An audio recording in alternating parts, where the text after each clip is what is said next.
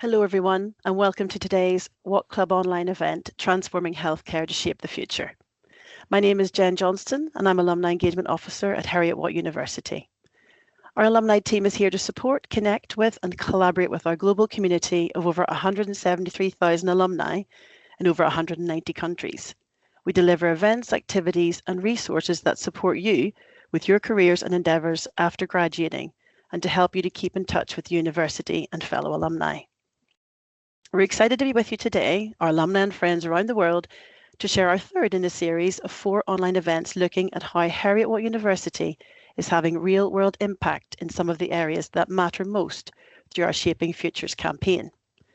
This event is being recorded and will last 1 hour, and we'll share a link to the recording afterwards. I'd like to highlight the Q&A function available. Please feel free to pop in any questions and we will try and answer as many as we can at the end. Today, we're excited to tell you more about our Shaping Futures campaign, what it's all about, and why it matters to you. And we'll be focusing on one of the key themes, transform healthcare. I'm delighted to be joined today by academic co-leads for the Global Research Institute in Health and Care Technologies, Professor Robert Thomson and Professor Yuhang Chen, and also Hazel Matthews, Head of Operations at the Health and Care Technologies Institute. They'll be speaking today about the specific global health challenges we focus our research on, such as early diagnosis, chronic disease management, and healthy aging, plus what key projects and areas you can get involved in to make a difference. So before we hear from our key speakers, I'd like to give a brief explanation on what is the Shaping Futures campaign and why does it matter. At Heriot-Watt University, we don't just imagine a better future, we shape it. Our Shaping Futures campaign is bold and transformative, designed to tackle some of the world's most pressing challenges by building on our proud heritage of creating extraordinary pathways to education, pioneering cutting-edge research, and forging strong partnerships with business and industry. The campaign includes 4 distinct themes. Number 1, we're going to empower through education, supporting initiatives that widen access to higher education and enrich the student experience, helping more people thrive in a rapidly changing world. Number 2, we will drive sustainability through investing in cutting-edge research to address environmental issues, including energy transition and sustainable industry practices. Number 3, we will transform healthcare through expanding our growing expertise across technologies to develop market-ready solutions that address critical health challenges, support global healthcare systems, and deliver social impact. And number 4, we will continue to innovate with business and industry to ensure Heriot-Watt remains in lockstep with industry on the front line of innovation, shaping global discourse around best practices and preparing our students for purposeful careers. And as alumni, you're a vital part of Heriot-Watt's legacy, a legacy built on the collective strength of our global community. With our international campuses, dynamic alumni network, and strong partnerships with business and industry, we are working together to make education more inclusive, to tackle climate change, to advance healthcare, and to transform industries. By playing your part in the Shaping Futures campaign, you help ensure that future generations inherit a safer, healthier, and more sustainable world. And so, as I said, today we're focusing on the theme Transform Healthcare. And here's a video giving you an overview of our Global Research Institute in Health and Care Technologies.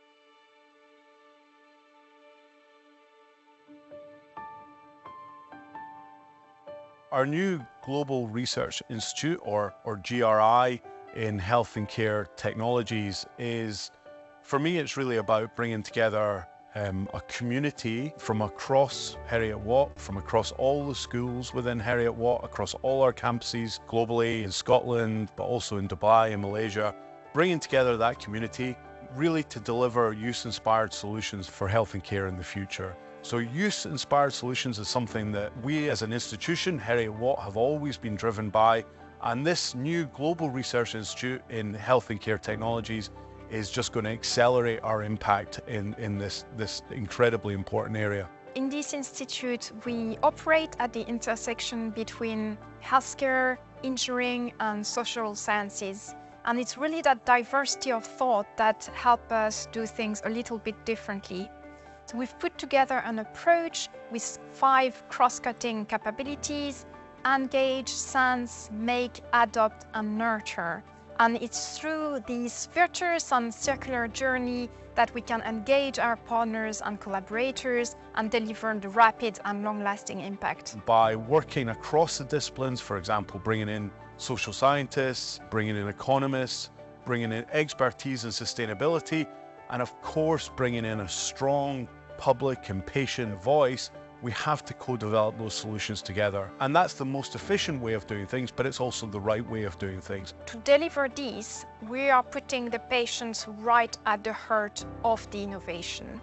We're also surrounding ourselves with experts in adoption, in medical regulations, and we aim to bring back the impact to the people we started with, that is the patients, the clinicians, but also the students through research-led teaching, the industrial community through knowledge exchange, as well as our spin-out community through commercialization projects. So our Global Research Institute is headquartered on our Edinburgh campus, which does provide some unique features and benefits to support the GRI. We have a number of core structures on our Edinburgh campus that do facilitate connectivity and cohesion for the Institute. And adjacent to our campus is also our research park, which hosts a number of organizations that do have a health and care technology focus. We're also pleased to have Scottish National Blood Transfusion Services on our doorstep, and this does provide organizations of different size with an opportunity to engage with us in various ways. So we have chosen 5 main societal themes for this institute: cancer, health aging, chronic disease, mental health and neurodevelopmental disorders, as well as One Global Health. So we have a clear vision for our Global Research Institute. We want to impact health and social care settings on a global scale. And we're excited for the growth that we have projected for our institute.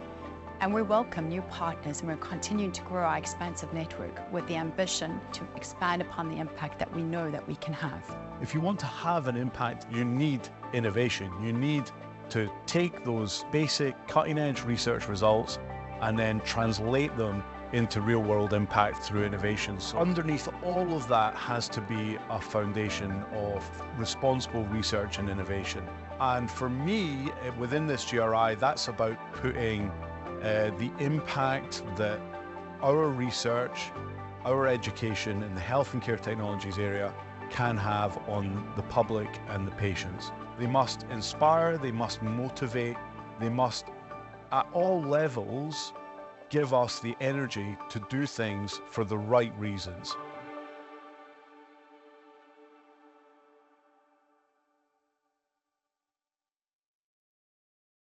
And now I'll pass over to Professor Robert Thomson, who will share the mission, vision and structure of our Global Research Institute in Health and Care Technologies. Over to you, Robert.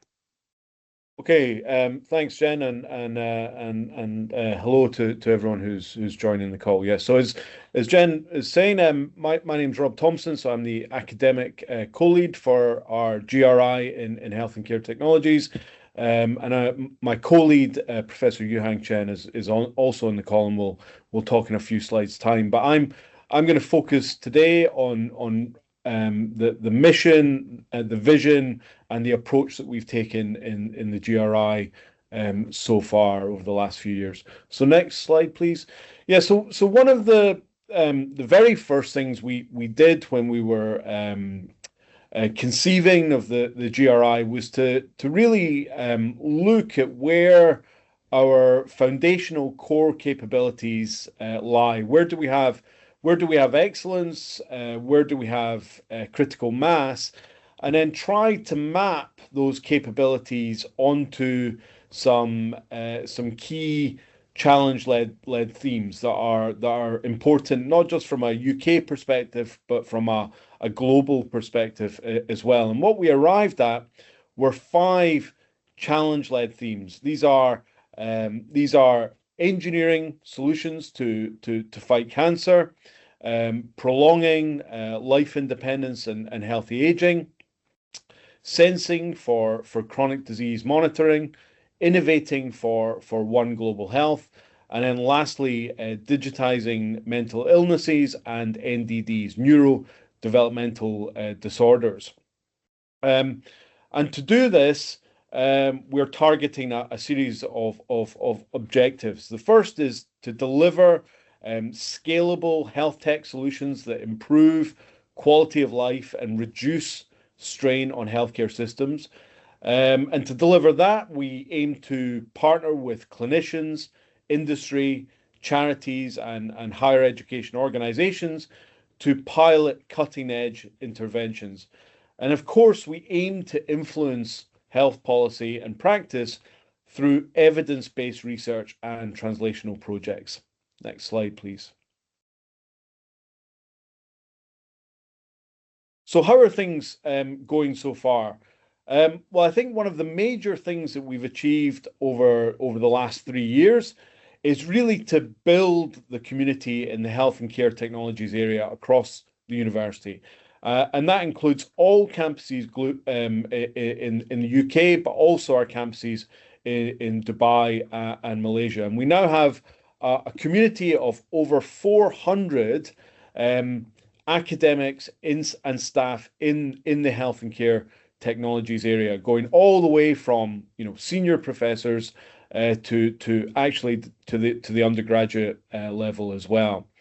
So in the bottom middle and bottom right hand image, you can see one of the events that's helped us to build this community. Here you can see some images from our ECR conference that was held earlier this year in the health and care technologies area. And this brings together a community of ECRs who are interested in developing new technologies that can impact the health and care area. We've not just been building the profile of the GRI internally, we've also been doing a huge amount of work to build that reputation externally as well. And so in the bottom left, you can see an image from our showcase event that was held last year for health and care technologies, where we were delighted and honoured to bring on campus Professor Sir Chris Whitty, who's actually a Heriot-Watt alumni and is the chief medical advisor to the UK government. Professor Whitty shared with us his vision for what the key healthcare challenges are that are facing the UK and also globally. And crucially, he also shared with us his vision for how emerging technologies can impact those challenges as well. And then lastly, there's been significant investment to grow our facilities to aid the translation and commercialization of technologies that we develop in the health and care area. So in the middle images, firstly in the middle image, you can see an image of our immersive suite, which is a suite that can be easily repurposed to represent different environments where we might want to apply the technologies that we develop, and that allows us to easily test the human factors of these new technologies. And that's actually crucial because it allows us to obtain early, not clinical evidence, but preclinical environmental evidence that the technologies can be useful in a semi-realistic environment. And of course, that's absolutely key when we're aiming to win investment for commercialization or aiming to obtain funding for more translational work. And then on the middle, the right-hand side middle image, you can see a photograph of our dedicated collaborative suite, which is a recently refurbished space that allows us to bring partners onto campus in Edinburgh to hold collaborative workshops and discussions when we're conceiving of new relationships and new projects in the health and care technologies area. Next slide, please.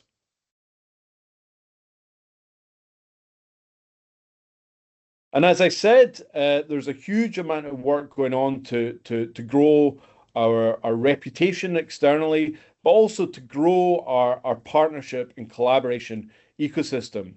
Heriot-Watt doesn't have a medical school and we don't have a teaching hospital. So if we aim to have significant real-world impact in the health and care technologies area, we have to do that through partnership. We have to do that through a growing ecosystem of relationships. So not just from our academic colleagues, but also our colleagues in business and enterprise and in the grid.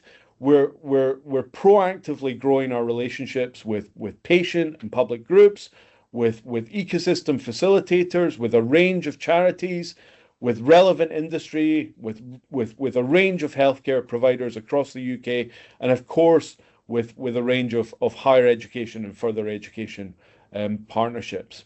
And so with that, I'll now hand over to my academic co-lead, Professor Yuhang Chen, who will talk about some of the specific projects that are currently ongoing in the GRI and some of the impact that they're having. Next slide.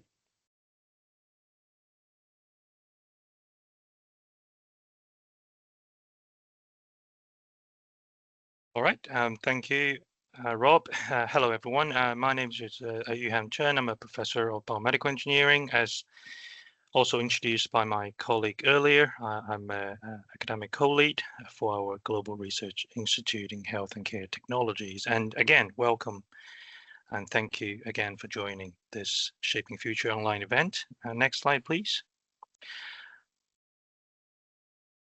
So among more than 100 exciting research projects we have in our Global Research Institute, we have selected just 4 projects due to the time we have for this event, but we try to spread them across different areas of health and care technologies. And those projects include Consolidate, Tissue Metrics, Euroflow, and Last Grid Imaging. And I'll introduce them to you over the next 10 minutes before I pass the microphone to my colleague, who will take you through a virtual tour to one of the research spaces. Next slide, please. For this first project, as we all know, dementia is a progressive condition that could severely affect memory, communication, personality, and all of these could lead to gradual loss of independence. At Heriot-Watt, our team received funding from Engineering and Physical Sciences Research Council, EPSRC, the National Institute for Health and Care Research, NIHR, and Alzheimer's Society. And the team has used the funding in this Consolidate project to bring together not only academic researchers and clinicians, but most importantly, the patients, the families, the carers, and policymakers to co-create solutions that enhance support and manage everyday life. And for patients and people, not just patients themselves, but also the family members, who to support them to live through dementia and then across the progression stages of the condition. Next slide, please. And the key point here is not only the solutions that we as academic institution have to create, they would have to work from the research point of view, which you would argue that in many cases we could succeed in bringing the technology to an end product, but more crucially, they also need to address directly the patient and system needs to ensure the solutions that we co-created with all the stakeholders are financially and geographically accessible. So an example of this would include a potentially digital technology that would enable a virtual consultation and remove and reduce the need of frequent travel to the specialist clinic. And that would make a huge impact, not just to the patient themselves, but also to the carers and the family members. And as a society as a whole, to make the patient access the high quality care and specialist consultation as close as possible to where they are. Next slide, please. The second project is called Euroflow. So it is another example where our university, our research institute, developed technology to address real-world needs from the NHS. I'm sure you will know and appreciate that in the UK alone, millions of patients suffer currently from lower urinary tract symptoms. Many of them, in fact, most of them will have to wait for more than 2 to 3 months for a hospital test called uroflowmetry. And for many of the patients who suffer from the lower urinary tract symptom caused by prostate enlargement, they have to wait, in many cases, more than years before they can receive a specialist consultation in the hospital. And this research team developed a smartphone-based technology to enable this key diagnostic test to be carried out not just in the hospital, but also in the community hubs, in the GP office, and even at a patient's home. And this will provide early patient triage and allow virtual consultation. And the impact of this, next slide, please. The impact of this is huge, because not just this technology will allow the reduction of the waiting time and waiting list, but also to ensure that the patients can be treated in the community of the hospital to reduce the wait time and wait list and leave the important consultation in the hospital to those who really need them. And that's what the NHS in Scotland and NHS in the UK in general and worldwide is trying to achieve, is to move hospital-based technology, high quality care away from the hospital into patient homes. Next slide, please. And tissue metrics is very similar in the sense that it enables a quantitative diagnostic method, currently only available in the hospital, away from the hospital into the community. So patients with inflammatory skin conditions require regular specialist care, and that is often associated with days, weeks, sometimes months of waiting time and waiting list. But also what makes this very unique and quite challenging is that the treatment is also needs to be personalized, because obviously everyone's skin condition and development and healing of that condition is different. So our colleagues in the tissue metrics develop an acoustic sensing technology that can measure the mechanical changes over the development and curing of this condition inside every single skin layer. And this method provides not just subjective measure based on the specialist opinions, but also quantitative measures of patients' skin response to treatments. And that is key to allow the specialists and provide quantitative evidence and data to enable quicker treatment assessment and adjustment. Next slide.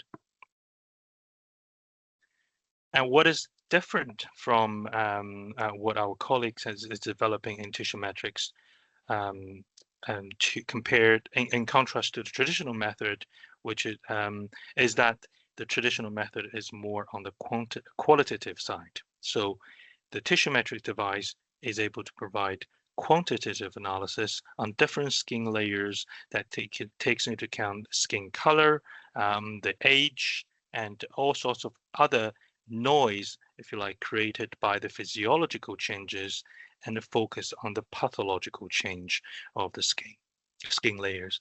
Therefore, it could be useful for clinical assessment of many other conditions such as pressure ulcer assessment, chronic wound management, and peripheral perfusion assessment, also caused by conditions such as diabetes. Find the next slide, please. And the team has received very positive response from the NHS and patients, and following the global media coverage and the very positive response from the potential end users. The team is aiming to spin out later this year, and bring the technology to the community pharmacies in the UK and abroad. Next slide. The final project I would like to introduce to you is called Less Grey, or Less Grey Imaging. So this technology is very interesting because it processes the clinical contrast enhanced ultrasound data and provide direct super resolution images of the prostate, and with a amazingly 20-fold increase in the resolution compared to the state of the art. Next slide. As we all know, so in many cases, clinical imaging is limited in its resolution, either from the practical consideration, because maybe the device cannot be made into a such high resolution, or due to the limitation on radiation dosage in the case of CT. With this drastically improved resolution, clinicians can then identify clinically relevant regions of interest. For example, in this picture, you're seeing here the cancer in the prostate. And this could result in early and, more importantly, precise detection of cancer, reducing invasive procedures associated with the diagnosis of the cancer, and also ultimately improving the patient outcomes and NHS outcomes as well. So these are the 4 projects we have introduced to you, among many others that we're very happy to talk to you about if you're interested in knowing more. Now I'm going to pass the microphone to my colleague, Hazel Matthews. Hazel, please. Hi, everybody, and thank you so much for joining this presentation today. So I'm Hazel Matthews. I'm Head of Operations for our GRI in Health and Care Technologies. And my role is to work alongside the academics to make sure that they have the people, the partnerships, the governance, and the operational processes in place to allow them to deliver these health and care technology devices.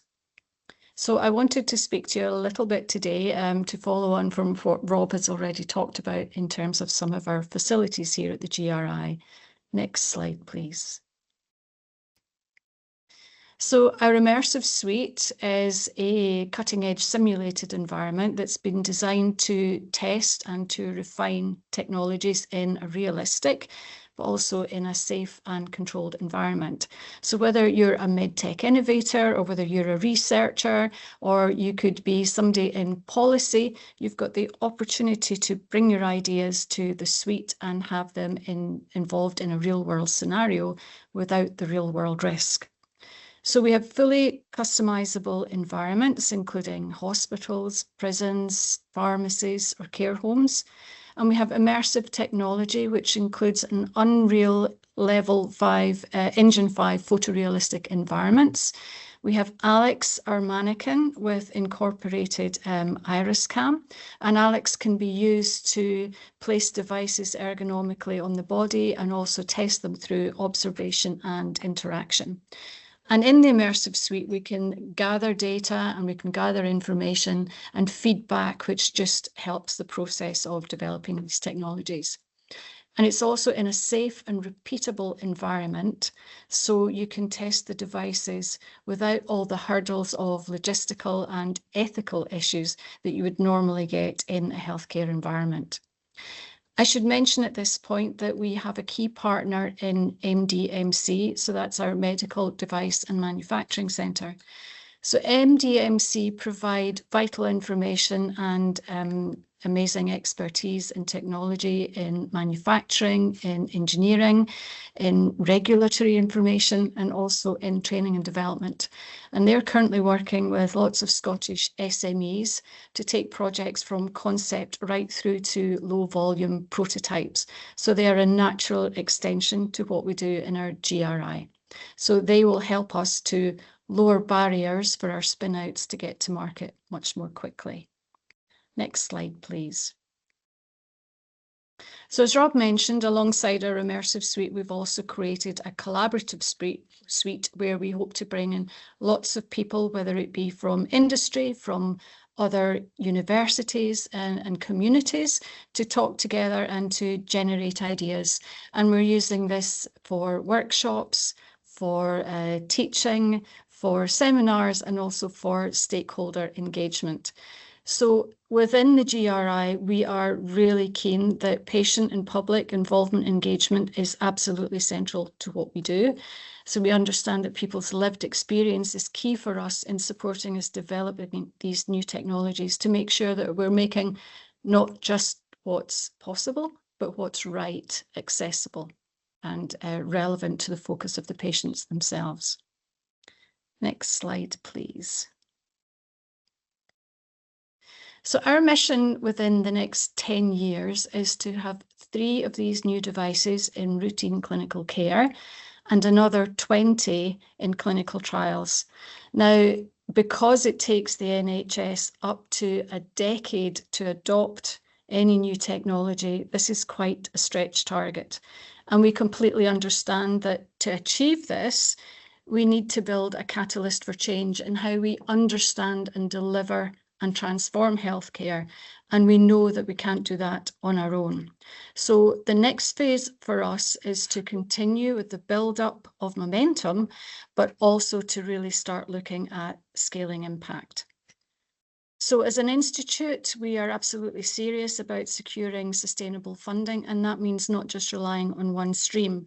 So we have been supported heavily by EPSRC. We've also, as Yuhang mentioned, looked at NIHR, and we're looking at other opportunities with things like Wellcome Trust and philanthropic type support. In plain terms, what we want to make sure is that ideas are not stalled because there's a lack of funding. So in terms of funding opportunities, we're also investigating opportunities for consultancy, for contract research, and obviously philanthropy. So there's lots of projects that we're working with.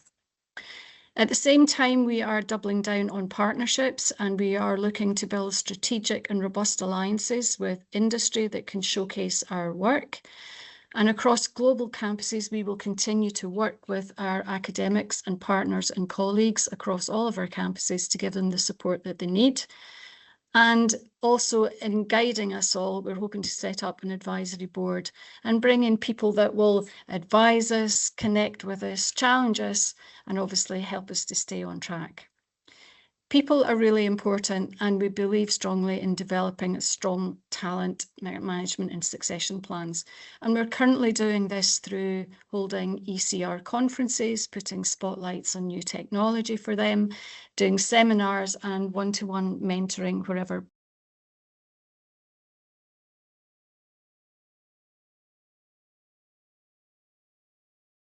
Work isn't something you can do on your own. You have to be able to tell the story. So our plan imminently is to look at giving more focus to external marketing, not just in terms of the work that we're doing, but why it matters, especially around the health and care arena.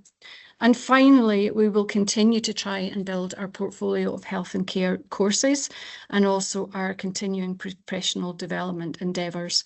So this is about sharing knowledge, it's about upskilling the workforce, it's about employability and making sure that what we learn doesn't just stay in the lab. Next slide, please. So how can you help? Well, there are lots of ways and meaningful ways in which you can get involved, and fortunately, they don't all require major life changes. So first, your expertise. So many of you are already out there doing amazing things, whether it is shaping industry or leading teams or solving problems. So please bring that back to us. Whether that's getting involved in a research or whether it's coming to do a talk on campus or supporting some of our students or even joining our advisory board, your experience is vital. And honestly, our students and our ECRs will benefit hugely from hearing about the real unfiltered version of what happens outside academia. Second, help us spread the word. If you like what we're doing, please talk about it. Bring it up in conversation, pass information on to your networks, and open doors for us where you can. And then there is the financial support. So obviously donations and partnerships help us to do bigger things faster. It also helps us to support students who are talented and perhaps might otherwise not get the opportunity to further their career. And finally, please stay close to the problems. So if you are working in healthcare or you're affiliated to people who are working in healthcare, then let us know what's actually going on. Where are the problems? Where are the sticking points? What do people need? Because it's these insights that will help us to focus our research and give attention to things that really matter. So finally, whether it's your time, whether it's your voice, or whether it's your network, there's lots you can do to get involved with the GRI. And the more you put in, the more that we can create impact together. Thank you.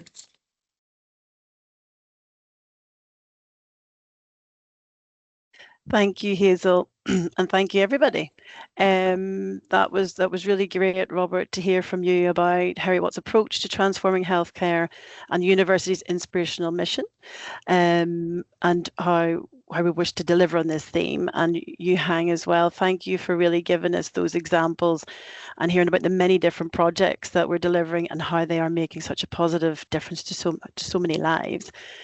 And Hazel, it's really great to hear about the building communities element and how you're looking for support and for people to get in touch as much as we can, and also hearing the great clear direction on how people can help and get involved and how we really want to just work together to drive innovation in health and care. So thank you all for that.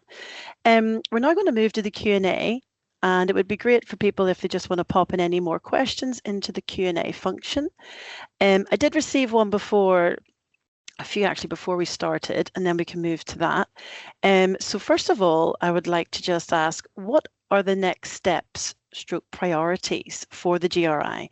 Now, Hazel, I know you covered this a little bit in your presentation. I don't know if you would like to add to this, or perhaps Robert and Yuhang would like to jump in and add them too. Well, I think for us, as I said, it's about building strong partnerships and really focusing on industry and partners that can support what we're doing as a GRI. And for me particularly, continuing to build on that community so that we can work closely with our colleagues in Dubai and Malaysia to tackle world problems at the same time.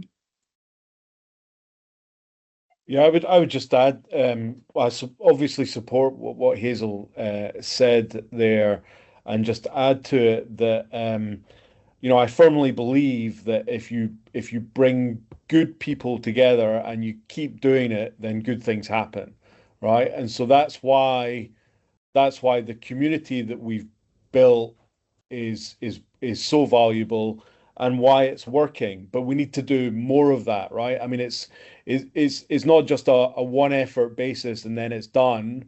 We just need to keep doing that and keep bringing people together. And at the end of the day, the GRI has to deliver more than just the sum of its parts. It has to help people to do things that they wouldn't have otherwise been able to do. And that's why that speaks to exactly what Hazel was saying about the partnerships, the external partnerships, because as an academic living a normal research life in the university, you might not have those external partnerships that would be the route to see the impact of your technologies realized. But the GRI can play an absolutely enabling role there by creating those partnerships and then providing a foundation upon which academics can then reach out externally. So I think Hazel's absolutely right. That has to be one of the key priorities going forward, is now that the GRI has been established, both internally and externally, it's about using that as a foundation to grow those external partnerships more. Great, thank you. And Yuhang? Yep, I'll just quickly add. I mean, Yeah, I agree with what everything has been said, but also looking at if you look at the scope of the alumni network, not just in the UK but globally. I mean, Jen, you talk about hundreds of thousands involved in the alumni network. If you are a healthcare provider, if you are a technologist, if you are innovators, but even though maybe you are currently experiencing a healthcare condition, let's talk about it and let's work together to take this technology from the university, which we're all excited about, but actually into practice. And that's really what the GRI is about. Absolutely. Thank you. And as I said, yeah, we have over 173,000 alumni in 190 countries.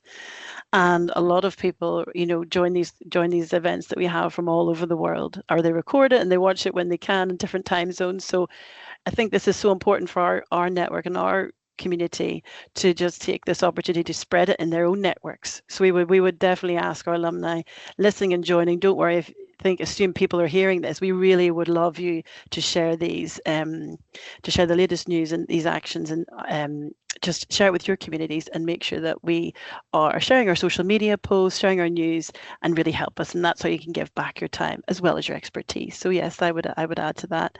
A question we've got in the chat is, what do you consider to be the biggest achievements of the GRI to date? And we'll go to you first this time, Yuhang. Thank you. I think I will go back to what has been said perhaps multiple times. I really want to emphasize that this is, we want to achieve 1 + 1 larger than 2. I know this is mathematically inaccurate, but that's the whole point of working together as a team. We, on the screen we have, I'm engineer, Rob, physicist, applied physicist, biophotonics, and Hazel has a lot of experience working with industry, working with people, and not to mention that a few other dozens of colleagues working in the GRI. So, and then we have external partnership, bringing together. And that's what I think we have achieved so far, really the biggest achievement in the last few years. But let's not stop there. Let's go further, and let's connect with our alumni across the UK, across the world, and achieve more meaningful things. If I can just add to what Yuhang said there, coming back to what I said about and what Yuhang also said about doing more than just the sum of the parts, right? And what we want to do is we want to enable our fantastic academic colleagues to do things that they wouldn't have otherwise been able to do, or perhaps not as freely been able to do. So a good example there would be our Consolidate Network Plus project, which is an EPSRC funded project, over £2 million. And it's all about developing, translating technologies for individuals with dementia. The key thing is that Consolidate is led by a psychology professor. It's led by Professor Alan Gow.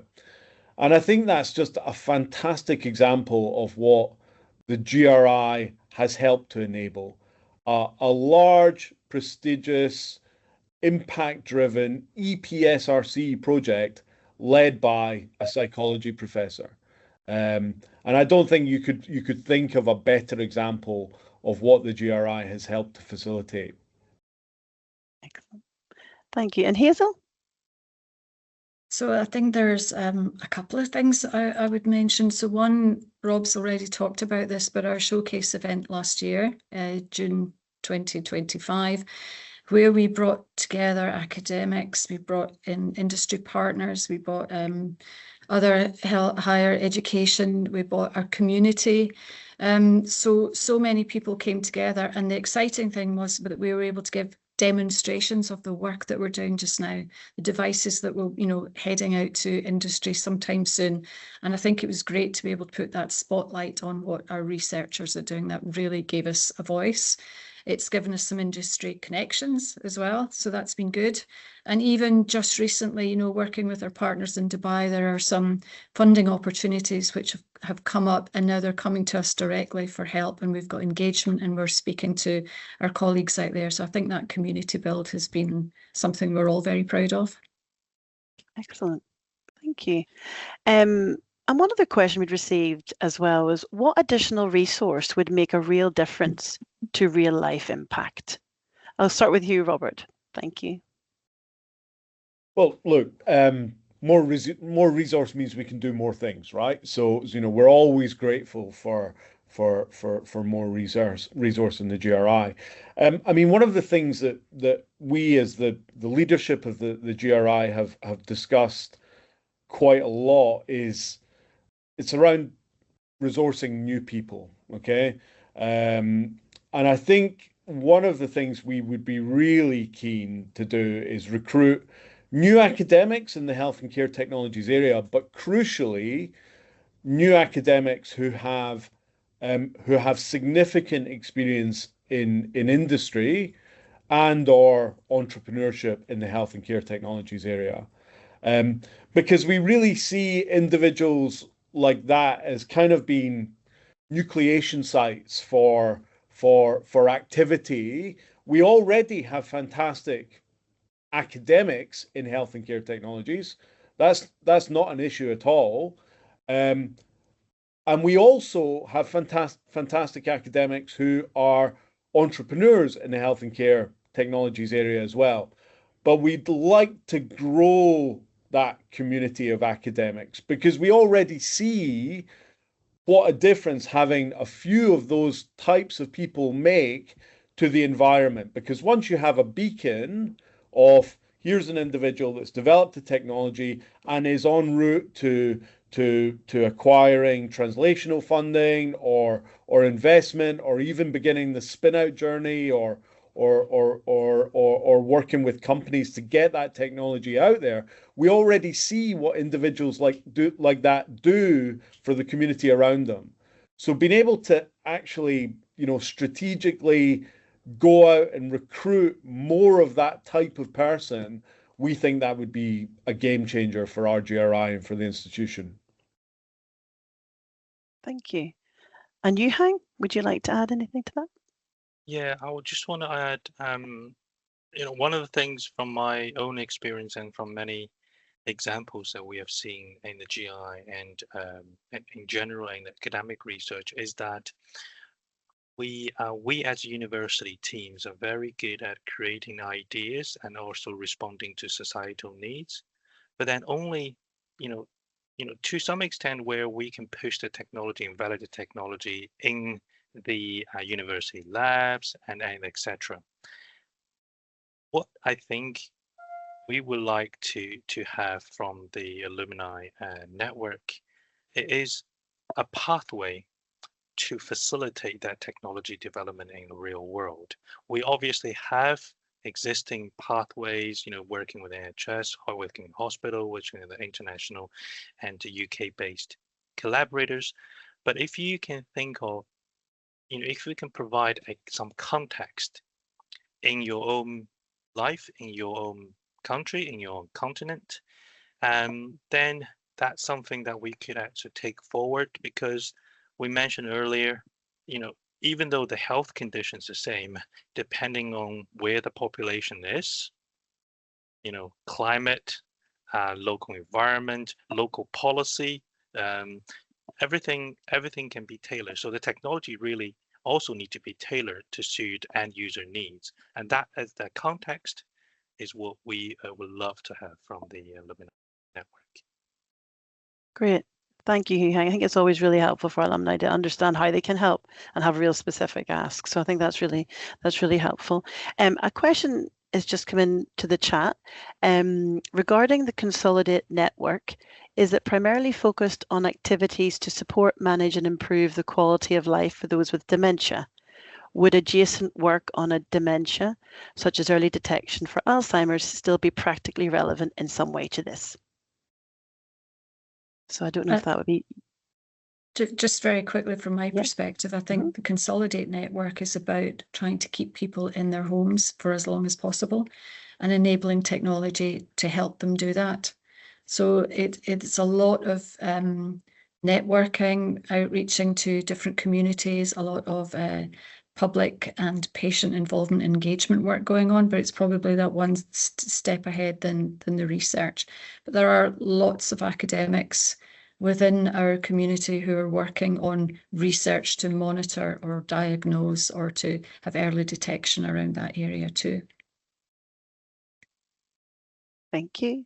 Would you like to add to that, Yuhang? Yeah, could I quickly add that? I think it's still relevant. If I understand the question correctly, the early detection of any condition is relevant no matter how well you can make the care and treatment in the NHS system, because without early detection, without confident early detection, you can't really send you don't know when the patient should enter the pathway and a clinical care pathway. And this is not just for dementia, it's for all kinds of progressive conditions where it takes potentially months or even years for the condition to develop into a state where the patient really need to be intensively cared for versus cared for at home and by their family members and etc. So that progressiveness is where the research could be relevant to the Consolidate Network. Thank you. And I suppose I would just ask one last question. I think we're just about to run out of time. Is there another project or particular thing that you are really excited about next that's on the horizon that you would like to share with us? Well, I mean, I can talk about our new EPSRC funded healthcare technologies hub called Microtex, that I'm particularly excited about because I'm involved in it, which is all about developing technologies for experimental medicine. So what do I mean when I say experimental medicine? So the drug development pipeline is somewhat broken. It takes 10 years to go from a hypothesis to market, and over $1 billion to take a new drug to market. And this has many issues with it, not least the fact that it means that all drug development is essentially guided by the market pool. And that means that many drugs are not being developed that need to be developed. A good example here is anti-infectives and anti-inflammatory drugs, because they're short courses of drugs, right? And so the financial returns are not as much as they might be for pharma compared to, for example, an anti-obesity drug or a diabetes drug. So we need to change that pipeline. How do we develop these drugs? And one of the ways that we can do that is by changing the way in which drugs are selected for clinical trials. Okay. Now, one of the problems with the current pathway is that there's an over-reliance on animal models as well, which don't accurately reflect human biology, of course. So you see huge attrition moving from animal models to humans. So what we're doing is we're developing a platform that will enable candidate therapies to be tested in humans very, very early on in the pipeline. So this is a whole area called phase 0 studies, where you can actually microdose very small quantities of candidate therapies to human tissues, and then examine the impact that they have on the biology in vivo. So this is becoming slightly more established for cancer therapies, but where it's not been established is in development of drugs for inflammation and infection. So working with collaborators at the University of Bath, the University of Edinburgh, we're developing a robotic platform that will go into the distal lungs of patients and then microdose candidate therapies to allow us to efficiently select candidate therapies for follow-on clinical trials. And I'm hugely excited by that because it really gives us an impact, the potential to make a genuinely impactful difference to the way that new therapies are developed. Fantastic. Thank you, Robert. It's really fascinating, and thank you all for being here today. That does bring us to the end of the Q&A, and I really would like to thank Robert, Yuhang, and Hazel very much for your time. I know you're extremely busy, but to give us such helpful insights into the healthcare theme and projects, and showing us where alumni and anyone can get involved and really help. So thank you very much. If anyone would like to contact any of our speakers directly, you can do this using the email, the Watt Club email, or we have shared Hazel's email in the Q&A as well, and it's also on the screen. So please do feel free to get in touch directly. So in conclusion today, we hope you feel proud of what Heriot-Watt is achieving and are excited about our ambitions to transform healthcare to shape the future. Please do explore further using the links we've shared, and share this recording with your networks as well, please. Here's a quick reminder about how you can help support the campaign in a few different ways. As Hazel's already said as well, just sharing and raising the profile of the GRI, but also overall our Shaping Futures campaign and the amazing work we're doing at Heriot-Watt. Share the social media posts, podcasts, news articles, and tell people how we're transforming healthcare and making real life impact. You can support this theme by making a gift to the university to support the life-changing projects. And if you are interested to do get in touch with us directly. You can also connect us. We've talked a lot about building communities, but please do connect us with business and industry. Do you know or work for a company or organization who may want to discuss a potential partnership collaboration? Please make an introduction. We would be delighted to hear from you. And finally, please stay connected with us for the latest news and updates about the impact we're making and how you can get involved. So thank you again to all the speakers and for you for joining. We look forward to welcoming you again to the next online event where we will be exploring another campaign theme. So please remember, together we can shape the future. Thank you.